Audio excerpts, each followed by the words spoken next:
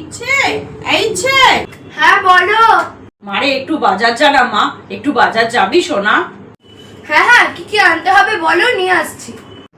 শোন না, এনে টাকা নে, এই টাকাটা রাখ, আর আমি লিস্ট বলে দিচ্ছি কি কি আনতে হবে, সেটা তুই নিয়ে আসবি।